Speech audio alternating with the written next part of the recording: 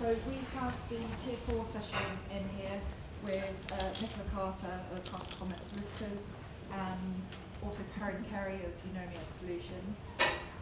Nichola has been working in Tier 4 since its inception in 2008.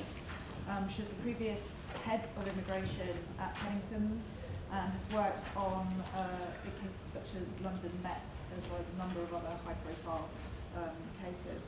Perrin has also been working Tier 4 since 2008 and was former head of compliance at Navitas and is currently a, what's the right word?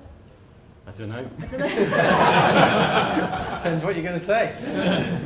A consultant, there we are, that's the word, in risk management and governance. Both hugely experienced people, and I'll leave you in their capable hands. Are you happy for me to? Yeah, okay. Well, we've got a full room, which is great. I have a lot of slides, most of which I won't talk to, mainly because they're there for your reference. What I would like over the next 15 or so minutes, because we're kind of short of time, is to begin to think about how we're regulated and how that impacts on our decision making as a regulated institution. This is for you to, hopefully, if you feel so willing, to become involved in a project which I'm involved with nationally, which is reviewing compliance standards across the UK. That is across all industry sectors, including financial services businesses and indeed our own industry. It's an invitation to anyone who wishes to join me. That's already been done kindly by Jane. Just two things. I'm a teacher, so I always try and cut down what it is we're trying to achieve in a short space of time. Two things. Compliance. It's good for business. No shadow of a doubt. There is streams and streams of evidence out there from many industry sectors. Good compliance, good business. Hopefully some of what I present today will give you some take-homes as to why that's the case. Second thing, the first step to good compliance is understanding your regulator, understanding your regulatory system, and I don't like the expression, but horizon scanning as to where we're heading. We've done some of that already today. So Tier 4 compliance. I like to ask this question because I think it begins to engage people in a bit of a discussion. What does it mean to you? Someone pluck up some courage and tell me one word, 2 words, a phrase. What does Tier 4 compliance mean to you? Work, yep. Fear. That always comes up. Anyone at the back? Just another couple, yep. It's sort of like patting your belly or rubbing your head, rubbing your belly and rubbing. Difficulty, yes? Difficult, yeah. And one more from just back over here. Anyone? Cost, okay. Profit. Interesting. Profit. Most of the time, either we have fear or we have it's really complicated. I'm going to try and say it doesn't have to be complicated, whilst it might be complex. So what is good compliance? As part of the panel reviewing our UK standards, it was kind of my job as the teacher who was on the panel to come up with a bit of an acronym that would help us to work our way towards good compliance. So the teacher in me has come up with a rudder to guide our way to good compliance. The first of which we're going to talk about in more detail. I've included slides for the others because I'm such a generous soul, it's there for your reference. But very quickly, we do need to research our regulatory environment. And I'll come on to the last two of those, researching our methods, or the methods of our regulator, and indeed how we assess the direction of our regulator later. The other ones, I think we're all exhausted with. If you're working in compliance, the second thing you need to do is understand your own business. It is absolutely impossible to work in compliance in your industry, in your business, and not understand your business. And I mean understand its entirety. Your markets you work in, the products you offer. Because if you do not understand those, there is absolutely no way you can manage risk. Because you can't identify your risks because you don't know what you're doing. Something to think. So once you've researched your regulatory environment, you completely understand your own business, the next bit is design. The next bit is the bit that we all kind of understand that compliance people do. They design systems and they design controls. Once you've done all of that, you then need to tell everybody about it. Because you might have designed these most wonderful procedures, but if nobody understands them, or nobody knows where to find them, or nobody knows how to use them, they're completely ineffective. Educate. And keep educating.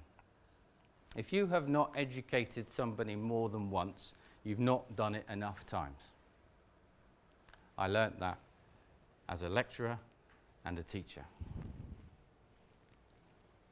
And once you've done all of that, do it all again. In fact, keep doing it. Over and over and over and over. That is why we feel like we're working and working and working. Because that is what we're doing. Working and working. Cyclical, evidence-based, documented. So we do all of this for what end? We've talked about cost. Unfortunately, I mentioned to Jane the formatting might drop out, but hopefully you will have a proper copy of this slide. But these are the benefits of good compliance.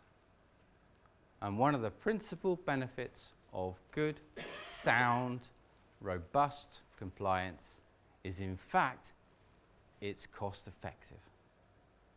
And that has been shown time and time and time again in research studies by KPMG, PwC, many other auditors that work in this area. Sound compliance, good risk-based management, and robust governance will result in sustainable and growing businesses. It's a fact.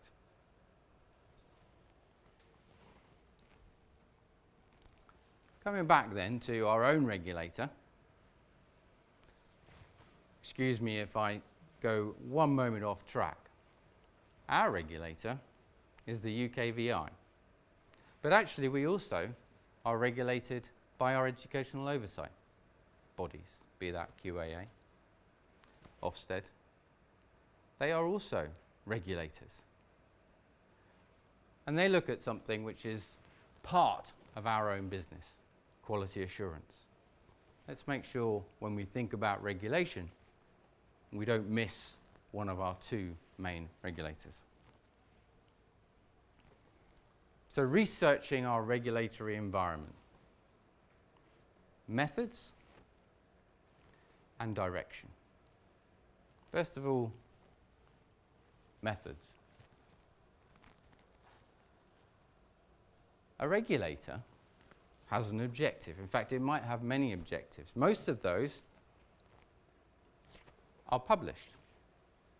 They're available for you to review, discuss, and formulate your own business objectives as a consequence of those.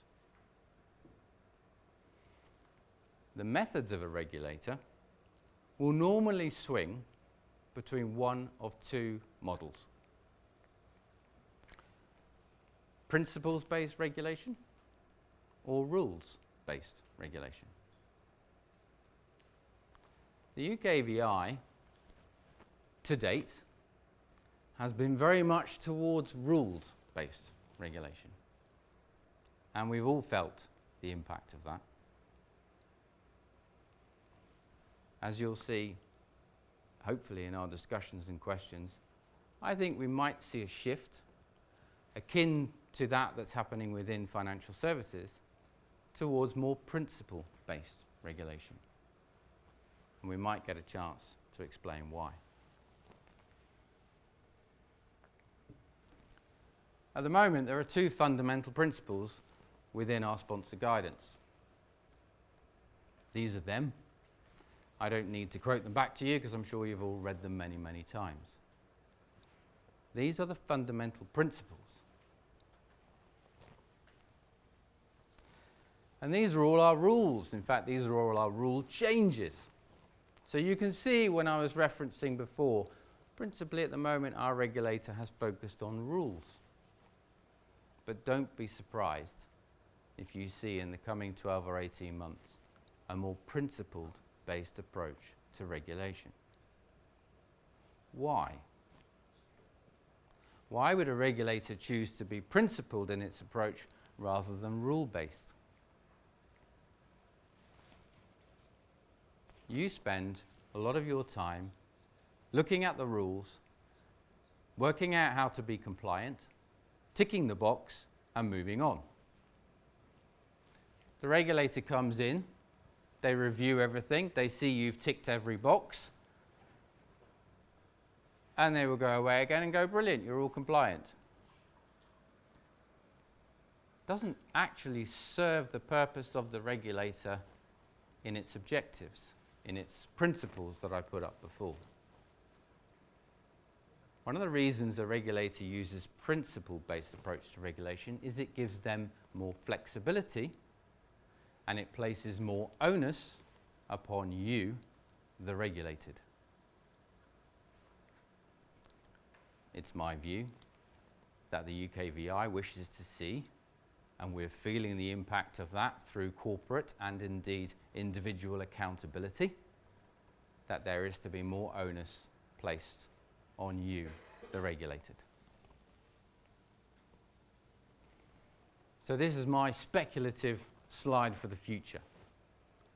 A definite shift towards more principle-based regulation. I've explained why.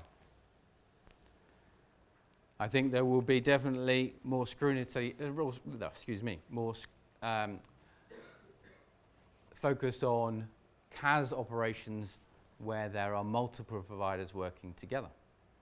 We've already seen big changes in that operation recently. I think you will see not only a robust change in audits, but you will also see a change in the way that audits are carried out. With a focus on principles, you will see that these audits will be much more challenging to work with. We talked about possible changes to BCA metrics, and there's lots of speculation.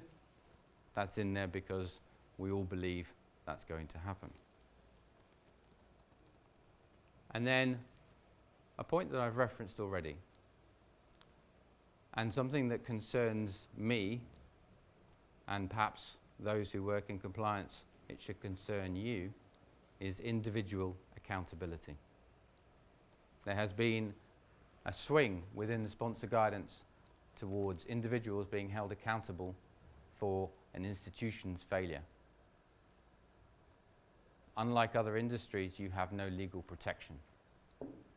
You have no professional registration. And in my view, you're exposed.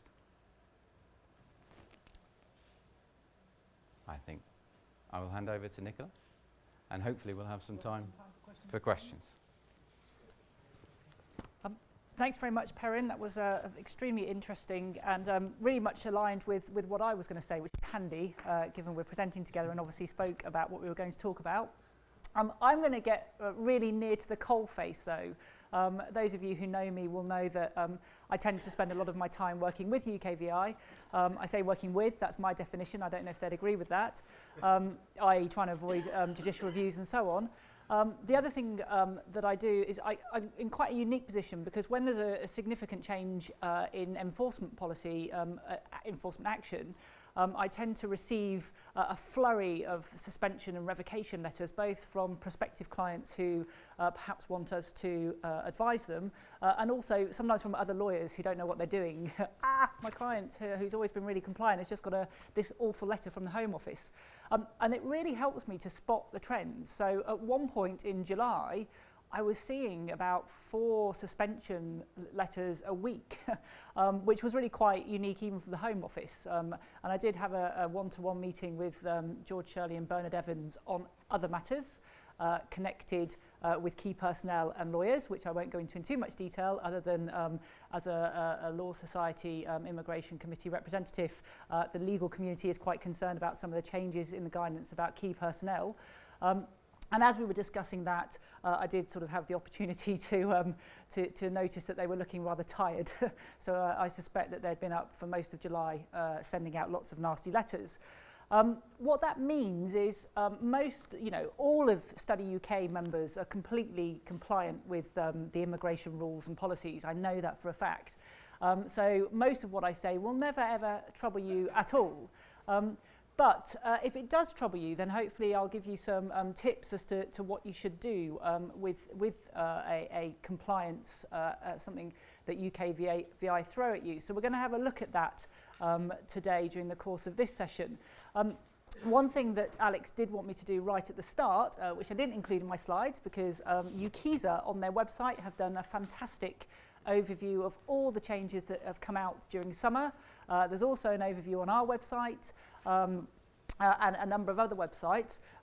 Alex wanted me just to run through some key changes, just for those of you in the room who might be so high up the management chain, the leadership chain in your organisation, you don't know these things. The 3 key issues to look out for.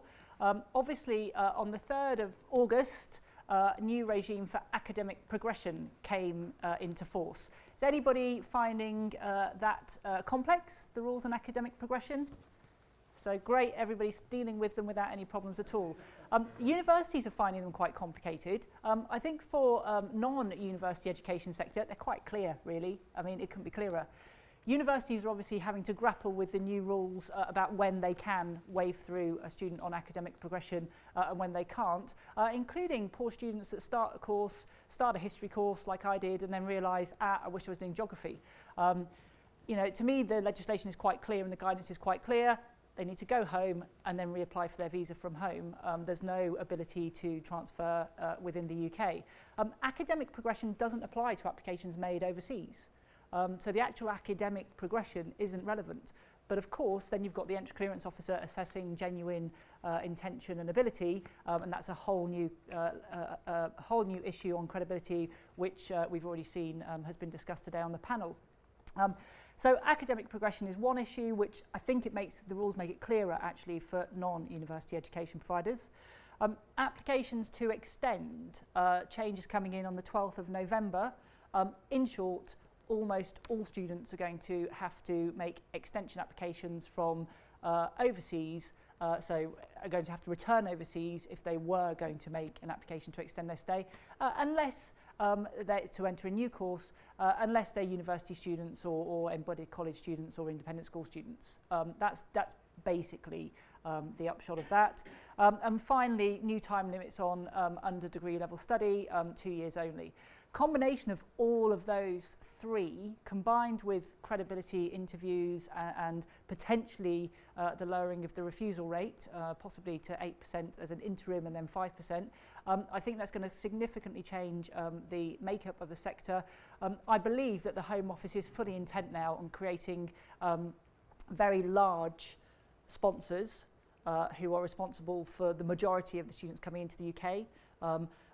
Who will then be able to work closely with the Home Office and other sponsors that are specialist, including independent schools. So I think if you don't fall into that bracket, not big, not specialist, not an independent school, you really need to be looking at your business model very carefully to work out how you can potentially fall into one of those brackets. That would be my big tip for the next 2 or 3 years. So having just run through the changes in lightning speed, we'll have a look then at some of the things that you're going to have to really get to grips with from my perspective over the course of the, very quickly actually, and to make sure that if you're in charge of an education provider, that your education provider staff are doing this. Thanks, Jade. It's absolutely essential that you understand where I, for instance, get my information from. It's not just the sponsor guidance, there's a whole range of law and policy and case law, so we'll look at that. If you know that, you can start to make risk-based decisions. You can start to look at the grey area, because there's lots of grey areas, and you can start to either decide when do we approach the Home Office or when are we confident to make that decision ourselves. That confidence is absolutely crucial. You can't have the entire institution clogged up with multiple decision making going on for years and years and years as to whether or not this applies, that applies. So it's a quick decision as to whether or not we believe we've got the ability to make this decision, yes, with a risk potentially, or do we need to go to UKVI and seek their guidance? Please don't go to UKVI too often, because they're hardly going to give you the most lenient, relaxed response. You know, you ask them a question, their response is going to be the most compliant way that they can respond, so to get you focusing on compliant. Main triggers for enforcement action, all those letters that I saw back in July, what were the main outcomes of those letters that I looked at? Because generally that will start to then escalate up through the chain, including up to universities, those sorts of issues. I've seen that time and time again. How to respond to UKVI's allegations. Hopefully, as I say, you'll never get allegations made by UKVI, but if you do, how's the best way to respond? And then we'll have a quick look at what's next, although the panel very kindly did that for me. So that means that we can focus a little bit more on some of these key topics. Knowledge is absolutely key. Absolutely key. As Perrin was saying, knowledge of your markets, knowledge of your products. I'm talking more about knowledge of the legal arena in which you are operating. Absolutely key. You know, as a solicitor, our regulator is the Solicitors Regulation Authority. It adopted a principle-led approach several years ago. I know what they expect of me when I'm making those key decisions as to whether or not we need to do something, how the SRA would respond to that. You know, we're a small firm, they don't expect me to respond like Clifford Chance would respond, but I do know that they're expecting a level of care, attention, thought. They're expecting us to respond in a principled manner, to think it through. So when we're looking at immigration law, going back to the original slide, one of Perrin's slides, absolutely, it's a right, not a privilege, to hold a sponsor licence. It's not mandatory. You don't have to recruit international students. Obviously, if you do, then you're going to make, hopefully, more money from that, and your organisation's going to grow, and that's all great. But it's not a right. So knowledge is key to effective compliance from my perspective. And these sources of knowledge should be something that your organisation, people in your organisation, access on a daily basis. Immigration rules.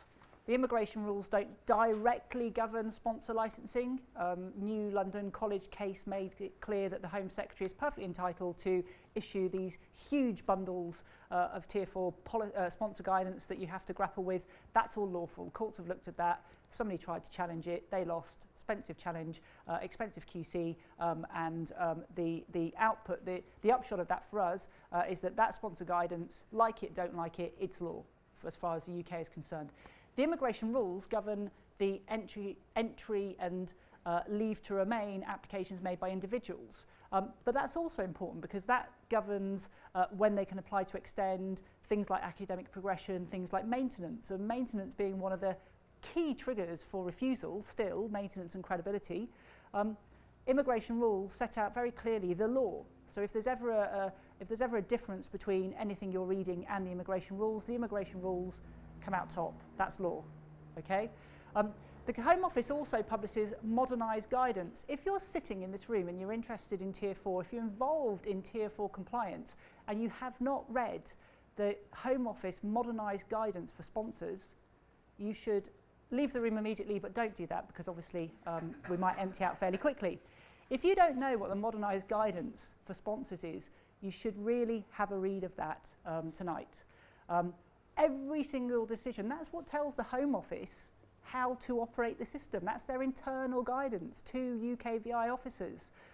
A fair amount of it is blacked out for security reasons, but most of it is perfectly readable. You can access it. You can see how they make their decisions, what they're told to do with compliance reports, that they're told to give you a copy if you ask. Why aren't people asking for a copy of these interview records when the Home Office come? Why not? It's you ask for a copy of the interview record. Don't wait until 6 months when they've revoked your licence and say we didn't agree with that. Ask for it when they leave politely. Could you send me a copy of the interview record? Take a photocopy of it if they can possibly, if the at least ask, can you copy the notes? Obviously don't push it, but certainly ask for a copy. That's in the modernised guidance. They have to give you it. Sponsor guidance and guidance on prevention of illegal working. The latter, you'll see, is becoming much more of a theme of my compliance talks, and we'll go into detail why. Policy guidance sets out the detailed guidance that your students are following. Read it. When you're trying to work out why so many of them are getting refused and your refusal rate's going up, read that. And change the information you're giving them. If your students, on the whole, are getting refused because of maintenance, help them. Give them more clear information about maintenance. Employ somebody to help check their documents. You'll see your refusal rate start to go down and you can all breathe a sigh of relief. Case law. Okay, we tend to put case law explanations on our website. So if you search our website and you put in the words New London, you'll see exactly the case I was talking about where the Supreme Court decreed that the sponsor guidance is lawful. So I do try and put in some of that information, but in any event, I'm sure, with employment lawyers, I'm sure you're used to your employment lawyers explaining there's been a recent case about this, this and this. Immigration's the same. There's so many cases that have gone through the courts now where the courts have looked at sponsorship. And you need to read that to understand the risks, actually to understand quite how severe the risks are, because the judges, on the whole, are unlikely to agree with sponsors. They're more likely to agree with the Home Office. They're unlikely to want to be seen to be questioning subjective decisions made by immigration officers. Not all the time, if those decisions are really bonkers, really irrational, but on the whole, you won't find a judge generally questioning what Bernard Evans, George Shirley and the team up in Sheffield are doing, on the whole. So read that so you know exactly what you're dealing with, what your regulator, who is looking at your regulator's decision, the courts. And then lastly, and I've put it last, when you've got a decision to make or you need some information, the last thing is email UKVI. I'm not saying don't. I emailed UKVI just yesterday to ask them, has anybody looked at the Tier 4 sponsor register lately and noticed another column? What's the column say? Compliance. Immigration compliance. Another column. No explanation. Nobody's even mentioned it. What's that? So I've emailed the Educators Help Desk to ask what's the immigration compliance, because I think it's probably to do with whatever the regime we were talking about on the panel were talking about, where I think they are going to start to grade sponsors, and I suspect you might start to see either a number, I don't know, a letter, who knows. But that's the sort of thing that we need answers about. So I've emailed them, but don't email them if you don't quite like what the policy or the law or the guidance says, and you're trying to find out if will a caseworker say something different. Even if the caseworker's got a hangover and say something different, and it's different to what's in the policy, that's not going to be enough to get you out of trouble. So only rely on emails when there's a really important question, you need an answer to that. Otherwise, the answers are pretty much all in the guidance. If it's not in the guidance, or the law, or the immigration rules, and it's not unlawful, you can probably do it. You can't say everything. That there isn't a law for every single thing you can do. Laws are there to explain what you can't do, generally speaking, within the overall principled framework we're working within. So don't rely on the grapevine. Mustn't rely on the grapevine. Okay? I don't know if I'm part of the grapevine. I think I'm probably not, because I do tend to read all the law and so on. But don't rely on the grapevine. I occasionally get access for whatever reason, or people forward me emails from education blogs and email forums that you're all members of, fascinating how wrong so many of those emails are. So, you know, use them, but then go and cross-check every single thing with the primary or secondary legislation. What are the current main triggers for enforcement action? Okay, this is only from me, you won't find this anywhere else, this is from what I see. The Home Office is receiving thousands of applications from people who have been in the UK for the last 10 years. Okay, perfectly lawful. It's part of the immigration rules. You can make an application if you've managed to remain here for 10 years. What the Home Office is then doing is examining all the sponsors that were involved in that person staying. And I'm now seeing multiple letters from the Home Office to various sponsors questioning why they made a decision to sponsor that particular person, because they've just applied for ILR and clearly they must have intended to stay in the UK all along and they couldn't possibly have been a legitimate student. Okay, not all sponsors will get these, and they're not questioning all applicants. But where I think what's happening is where they've got a sponsor they're concerned about and they're wanting to take action against, that's when they start to look at, well, let's have a look at what else we can chuck at this sponsor. So that's number one. Number two, what the Home Office calls, it was all expressed, ETS cheats. If you read the suspension letters at the moment still coming through about the ETS investigation, TOEIC investigation, ETS cheats. Somebody that the Home Office considers may have fraudulently obtained in TOEIC. And also other concerns about sponsored migrants as well. So, for instance, if they have concerns that a migrant might be working, etc., etc. But the ETS cheats thing is still hot up there. It hasn't gone away. Failure to report, they're getting really picky about sponsors that are failing to report. Sometimes they're wrong. So, you know, if a student has, I had an interesting discussion with a Home Office caseworker the other day about whether or not colleges and universities had to report students that had successfully completed the course within the time specified on the CAS. You know, and finally, we had to escalate that because clearly you don't have to report those students. You know, they complete the studies successfully within the dates you put on the CAS, nothing to report. However, where a student fails, doesn't complete the course, fails the course, you should report, and that's in the sponsor guidance. I'm not quite sure how many sponsors have picked up on that. Also, where a student completes the course early, sponsor guidance says if it's 1 or 2 weeks, no problem, don't need to report that. But if it's really early, you need to report that, and the Home Office will start to question if you're reporting multiple numbers of students for finishing early, why you're issuing your CAS with these movable dates on them. Are you granting students extra time at the end of their studies as a way to sort of, you know, recruit more students? And the Home Office, of course, is looking at this as, you know, still trying to clamp down on education providers that are just bringing in too many students who are not of a suitable quality. Obviously, it triggers basic compliant assessment, 10% rule. I think you can absolutely expect that's going to go down eventually to 5%. So you need to be taking action, if not already, to work out, analyse your main reasons for refusal. Again, I still don't understand why sponsors don't have dedicated teams helping students with the maintenance requirements. You know, I know it's hard and I know it's costly, but surely it's more costly than using a sponsor licence. If you can't afford that, then seriously consider whether or not to retain the sponsor licence. Because, you know, if you've got huge numbers of students being failing because of maintenance, do something about that. Likewise, credibility interviews. Should be asking students for information as part of the application process, analysing that carefully, you know, what are their reasons for coming to the UK, having dedicated people that then deal with students whose explanations are borderline. So students whose explanations aren't good enough, you should not proceed with them.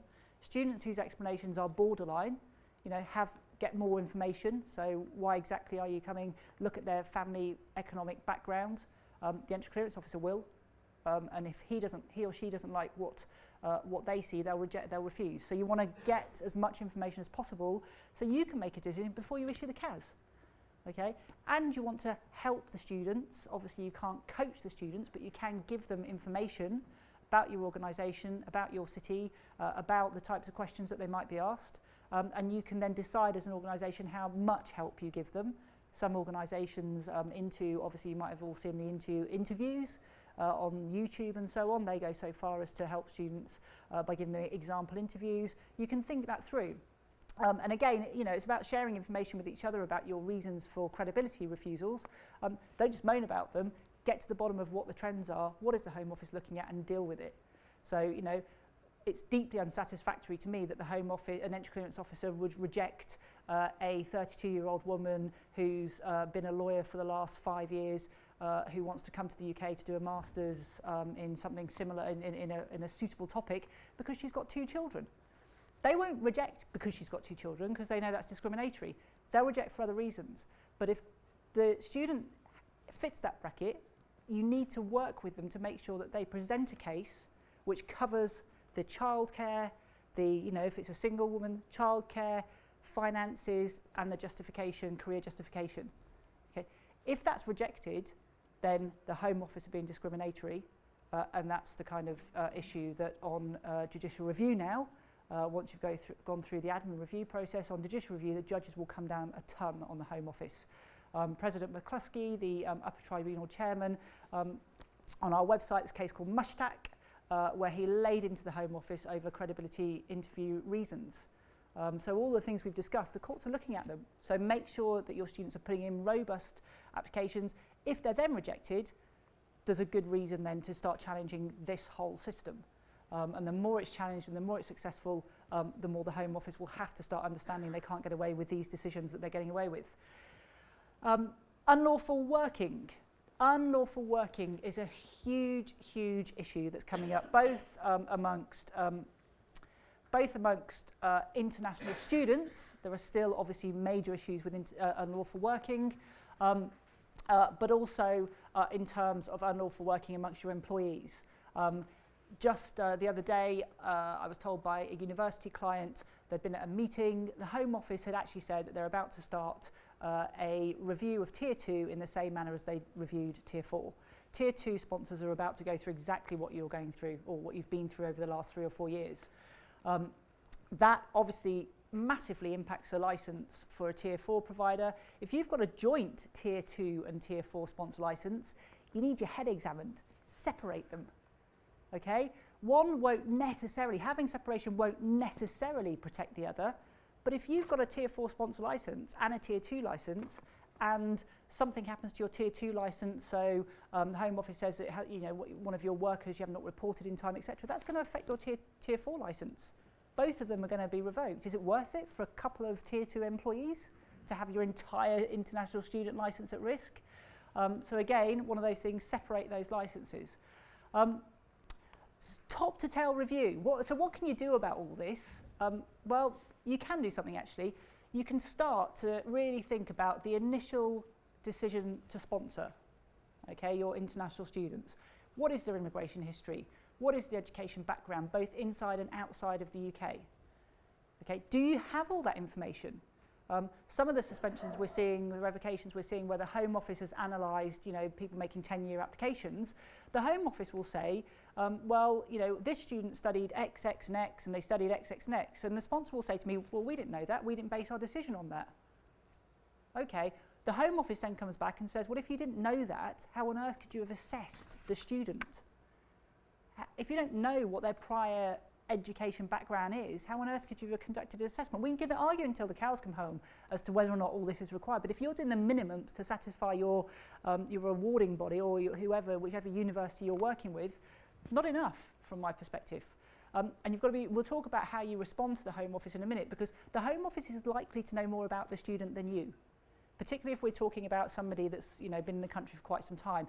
They're likely to know if they've worked unlawfully. They're likely to know if they're on ETS list. They're likely to know if they've gone through 3 different colleges, haven't told you about it, and have failed all those courses. So when you respond, don't go in robustly, Home Office wrong. They're likely to know more about you, more than you. Okay, so I'll talk to you in a second about how to respond. Ability and intention to study, again, coming back to that initial statement, should be every single file for your current students right now should have a statement of explaining their ability and intention to study, and somebody in your organisation should have looked at that, and somebody should have gone back to the student to question that if any of it didn't make sense, wasn't particularly plausible. If that's not on your files and the Home Office come, then you're probably facing a justified decision to revoke, because you just won't have the evidence to disprove it. You can't make it up, because obviously once the immigration officers have been and they've been through the files, you can't then put things on the file, put that on the file. That doesn't work. It's amazing how many statements I get that all sort of follow the same pattern, clearly written after the Home Office have been. Evidence has to be clear, comprehensive and robust, and UKVI generally, UKVI does, and I've seen this so many times now, analyses decisions made to issue CASs back in, and I've had one the other day, back in 2010. Oh my goodness, this now part of our submissions in response, so well it was 2010 and the student's no longer studying, so we don't have all the information because we weren't required to keep it. Right, well that gets us out of the we don't actually know, we don't know as much about the student as you do, but then again we haven't kept as much information because we weren't required to. Home Office has actually changed Appendix D, if anybody's noticed. You now have to retain documents until an immigration officer has inspected them and told you you can destroy them. That's a change, snuck that in. So again, that's fine from 2010, 13 students, but now you don't have that same excuse. So you need to, when I speak to universities, I've got to be really careful because they look at me like, seriously, we're going to review 20,000 students or however many? No, I'm not saying go back and review all of these cases. You do need to understand though, if you've got a problem, and if you think you've got a problem with some of the students you might have recruited in the past, you think they might have weak, and how do you know that? Look at your failures, look at your no-shows, look at who didn't attend, right? Then go back and look at what's on their file. And if that's not enough, you need to speak to the person that made the decision to recruit, and you need to make sure that there's more justification on that file. And you need to do that before the Home Office look at that file. And only you know how many students meet those high-risk brackets. During sponsorship, so that's at the initial decision. During sponsorship, and obviously all of those things I just said are relevant now to your decisions to sponsor now. Absolutely, all that's crucial, all of that information and documentation, justification. During sponsorship, are there any indicators, so your current students happily studying away, are there any indicators that they may not be a genuine student? Okay? Is their English language really shockingly bad? Are they struggling? Are they able to complete the course and pass it? Okay? What's their attendance like? Again, if you're not looking at all of these things, Home Office will. So again, if you've got students who are struggling, you need to do something about that. Now obviously, withdrawing and reporting vast numbers of students, Home Office is just going to go back and question why you sponsored them. So you don't, but is there now still time to work with these students to improve their attendance, to improve their what they're doing? And you must retain this evidence if you're going to need me or somebody like me to try and establish a defence. And I do quite often with all of this get the Home Office to back down. You know, I advised a client not so long ago. I said, look, you really have no hope of avoiding a revocation. We'll do a really nice letter to the Home Office. We won't go into detail. We'll just do general themes of how we've made a mistake here and we're going to do that to resolve it, blah, blah, blah. But absolutely, you've got no hope at all of coming out of this. Oh my goodness, they got reinstated with no action plan. I don't mind looking stupid on those ones. I really don't mind. But I was really, really surprised. So when you're responding to UKVI's allegations, 20 working days passes quickly, move fast. Okay, if you're going to send me a letter with 5 days to go, don't balk at my bill. Organised data is key. Organise the data. Obviously, particularly if you do want to avoid a big lawyer's fee, I love nothing more than having an unorganised client that needs urgent assistance. Okay? UKVI will often accept considered, polite and reasonable explanations, but the quality of the initial decision to sponsor is often key. Okay? Politeness, they love politeness. I've had to become more polite. Bernard Evans and I have discussed politeness till the cows come home. And I've tried to explain to him it's not always possible to be polite and line up a judicial review. If he can give me 100% guarantee that all of my polite letters will receive a favourable outcome, I'll be polite. And I won't ever threaten judicial review. But he won't. So we have to be very careful when we're dealing with them. If errors have been made, explain how they've already been addressed. Ditch that course if it's a problem. Ditch it. sort out those students, move them on, how compliance has been strengthened, and include evidence. Finally, employees. Employees. I know of at least 2 universities that have very senior member of staff who are illegal. Obviously, I'm not going to say who, but I hope that they find out before the Home Office look into that. They're not my clients, because obviously I would have to tell them, but we also do get applications from individuals, and it's amazing what you see. So employees, there's an increase in UKVI enforcement action, increase in civil penalties. Civil penalty probably will trigger a licence revocation. Guidance isn't quite clear, but I suspect they'll probably put that down as a compliance breach to revoke the licence, unless you're a kind of sponsor that they don't want to revoke the licence, so you're a big sponsor responsible that they think they can work with. Increase in prosecutions as well. I'm expecting there to be changes in legislation at some point that tighten up further the illegal working sanctions. Also, I'm expecting legislation at some point, surely, that brings into force similar regime for sponsors that have students who have no right to be in the UK. It's got to only be a matter of time. So next, I think notable increase in enforcement action against Tier 2 sponsors and an unlawful employment generally.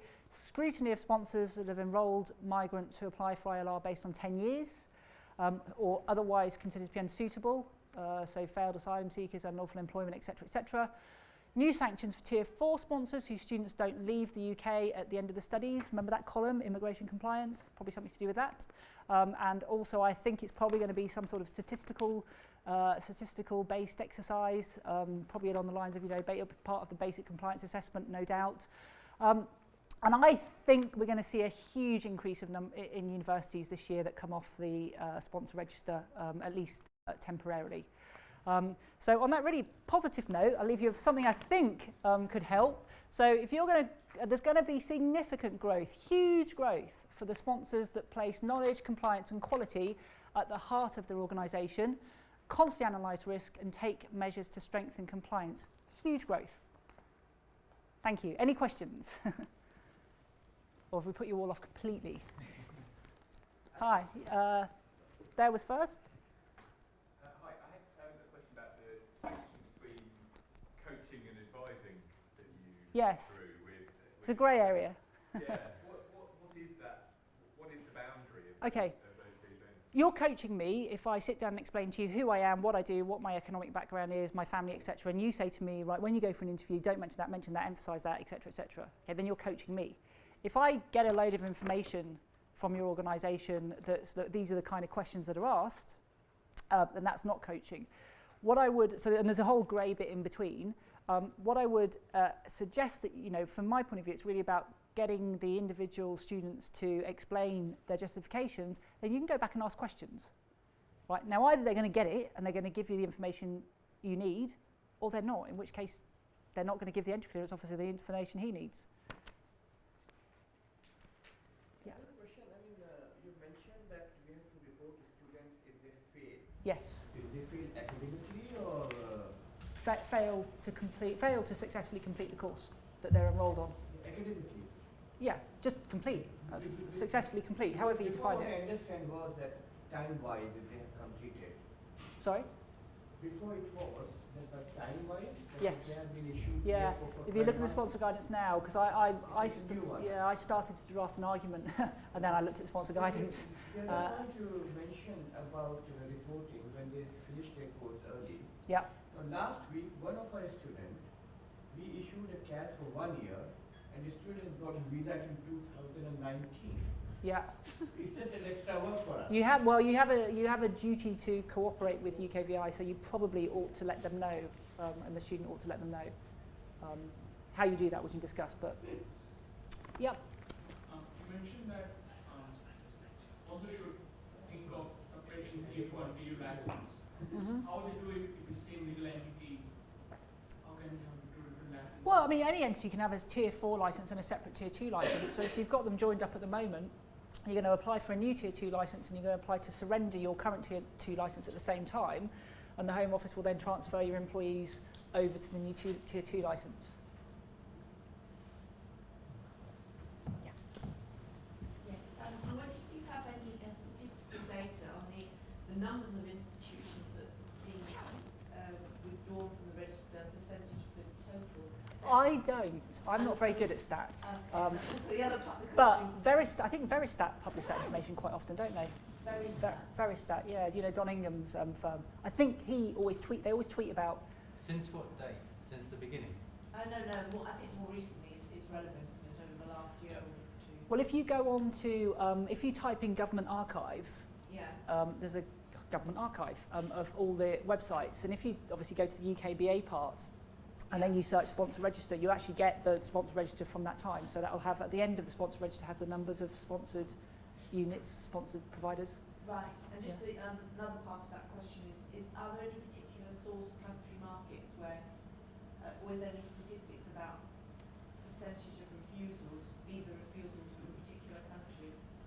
There is, I believe. I'm sure UKVI probably have a better answer than me to that. Maybe give them a shout. There is, but I don't know. Do you know any ideas where that might?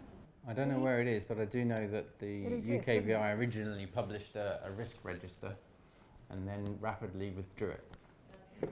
So if you can, Yes. if you can find someone who has a copy of that risk register, that would have been assessed on the data that they held on the number of refusals and applications that were coming through from different territories. Yeah. I can comment on that. I know that my organisation looked at the statistics and took a decision that we would never recruit again in Pakistan because the risk was too great. Yeah.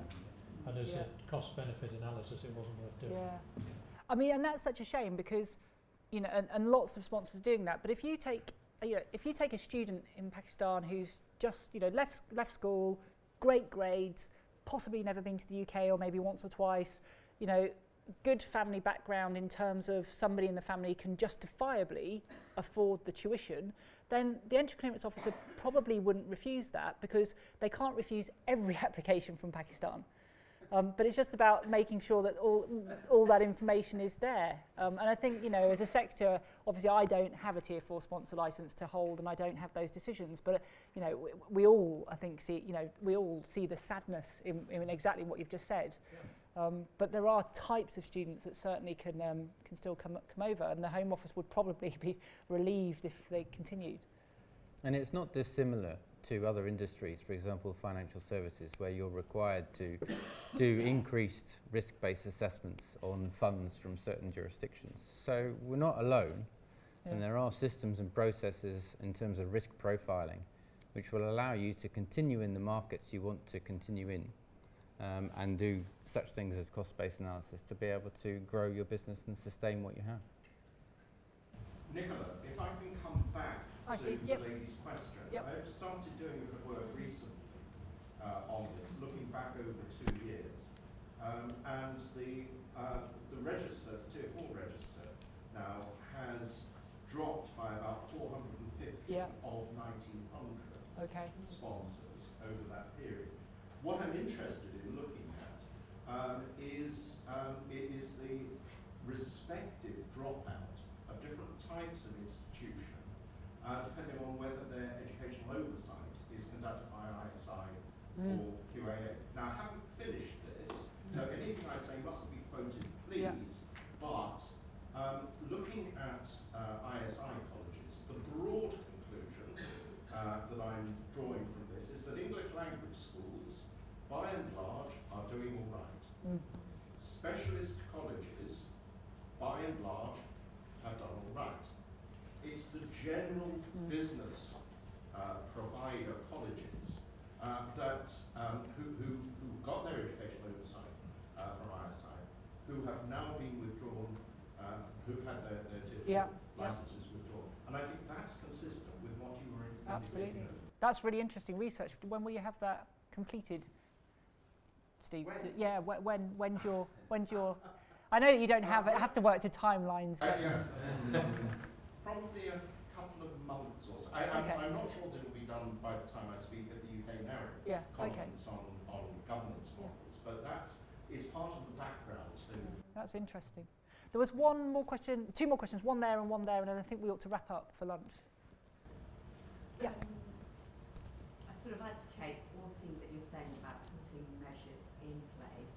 I think what worries me is the government policy aim, which is to reduce net migration. Yep. And I was at the meeting in the summer, very senior UKVI UKVI official there who talked about this watch list, which, Yeah. a watch list of universities, which is based on Yeah. some of the factors that you mentioned in the presentation. And this watch list has a very wide circulation, Mhm. including entry clearance officers. Mhm. Yeah. And that's what I find very worrying, that an entry clearance officer has in Islamabad or Chennai, which is where a lot of these refusals are being made, knows that Theresa May wants them to refuse this application, and that it's that sort of Absolutely. judgment. And I know from a colleague in another university where they said they got a transcript of a refusal, credibility refusal, through their account manager, and on that it said the word watch list on it. Yeah. Yeah. So it obviously Yeah.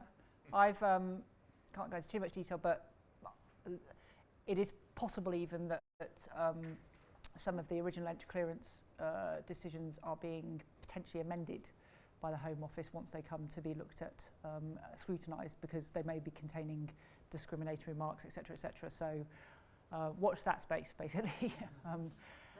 And please don't tweet that or report it if anybody is in the room.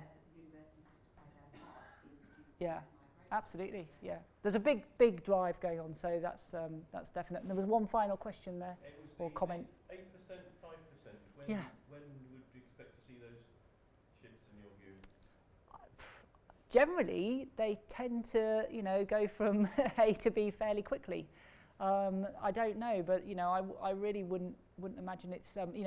They've waited for this year's drive, and that's dealt with. So it'll certainly be in place for next year, and possibly well before then, in my opinion. But I don't know if it's going to be sort of imminent, as in a couple of months. But certainly within the next 12 months, probably much quicker. They're already at a level where there's so many of them now talking about it openly. Clearly, it's been through that pre-discussion, so that it's implementation stage now. They're probably just trying to work out whether or not there's too much collateral damage at the moment to enforce it, or work with certain sponsors they want to stay on the register to make sure that they meet that. Thank you very much. So, Jane, do you want to? Well, thank you all, and many thanks to Nichola and to Perrin.